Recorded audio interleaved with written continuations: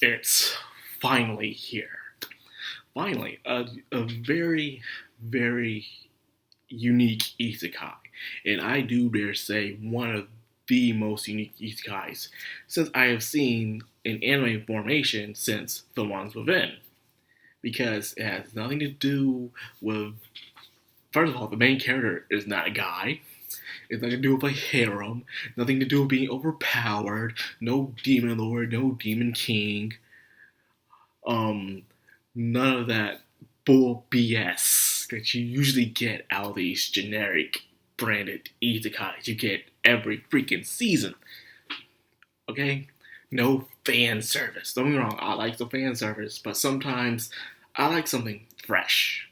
And boy, this is fresh as it can get. Trust me. Ascendance of a Bookworm. It's a very special isekai, a very different one. And just by looking at the settings of the world that our MC has been put into, I have to say that this is probably the world, the timeline they are in, is probably the oldest out of all the isekai so far in the new generation. Because this world is so old that compared to other isekais you have watched and I have watched, they have books and there's much better agriculture there. But in this world, it's completely different. But I'm getting ahead of myself because I'm very excited and I cannot stress this enough. I want people to really watch this one because it is different. These are the kind of isekai that I really want people to be animating over there in Japan. I can't tell them what to do, but nonetheless, it's seeing the freshness, something that doesn't feel stale or generic, to be finally be animated. It feels good, in my opinion, and some people as well will agree with me. Now, let's talk about that opening. That opening, it was pretty good. I like the opening. It's actually fits the tone of the freaking show, unlike another freaking anime, Arafureta. I like the song, and I like the opening, but it just doesn't match. I wanted a rock thing for Arafureta. Not what we got with that, but whatever. This one actually fits. The tale, it kind of reminds me in a way, not as good as Spike and Wolves, but kind of close. And that's what I'm trying to say.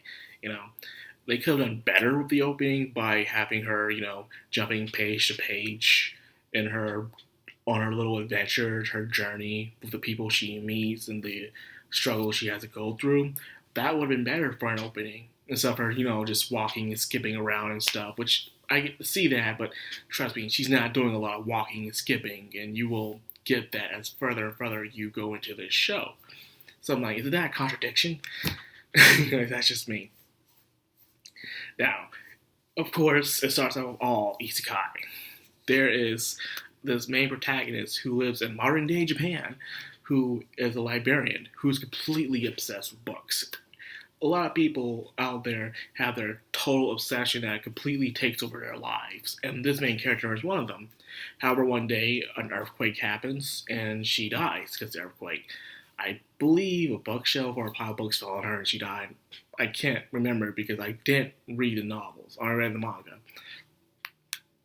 And when this happened, she was, of course, in a way, you could say, I can't really want to say reincarnation because the way it happened. Now, there's this thing that happens where I don't know why, but for some reason, when two people die at the same time, only one who's more capable is able to switch bodies with the other person, and the other one just moves on to heaven or hell, whatever afterlife they believe in. That's kind of what happened here. And I know some people will see it as a spoiler, but in my opinion, I think you guys are smart enough, for those who've already watched the show, to already get that. As she was being into this new body, you could clearly hear a little girl's voice saying how much it hurts and how she wants to make it stop. And you can hear the main character's voice saying, "Yeah, I hear you," and stuff. And she takes over the body of this little girl named May. And she lives in a family of four. She got a mom, a dad, and a little sister. And by appearing of their setting, they're very, very poor.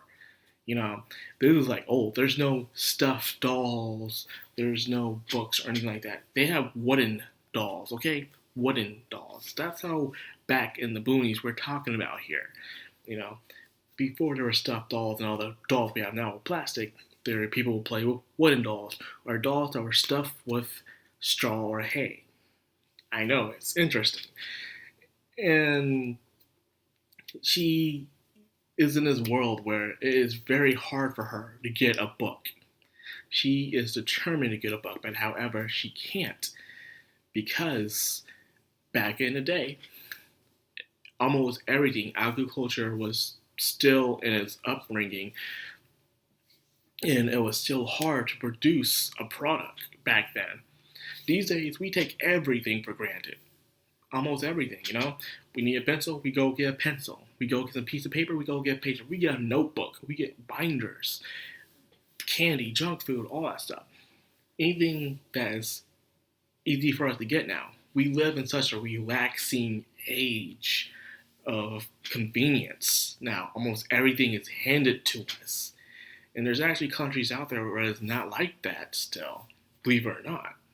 So the fact that, I see people whining about how hard it is in this time of age, I'm like, come on, babe, pick up a book, read your history, come on. So anyways, she is obsessed with getting a book, and she would travel around town and realize how hard it is. This is a world where many people don't have knowledge. Back in the day, way back in the day, knowledge was for only the rich, the nobles, because it took time and effort just to make a book. It took time to even just do research, and not anyone can just do it, get their hands on the resources and materials to do something. It was really, really hard. So of course, only the rich was able to do that. So if you're a normal person, heck, even a middle class person, even near high class, you still don't have the chance to get your hands on a book or even a piece of paper. It was extremely hard back then. So this anime, instead of being about demon lords and dragons and harems and stuff, it's about agriculture. It's about some religion.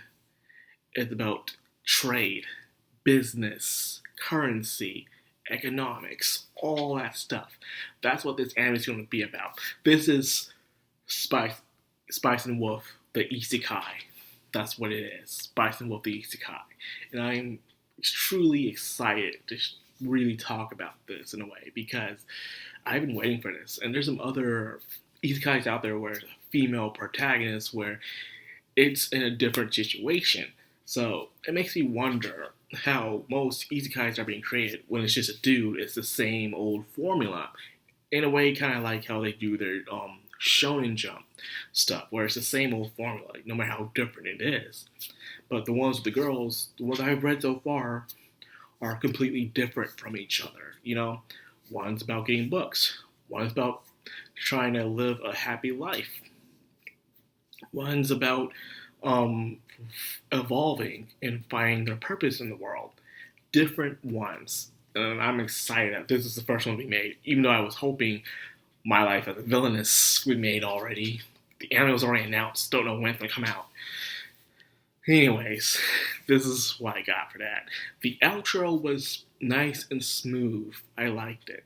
I know before when people were showing the first trailers to this, people were saying how big her head is and how funny it is. I'm like, where have you been in all of history of anime? You already know the younger the child is in an anime, the bigger the head's going to be. It's a no freaking brainer. So I heard people in the comment section complain about this. I'm like, that's like it for most children in anime. Most toddlers in anime have big old heads.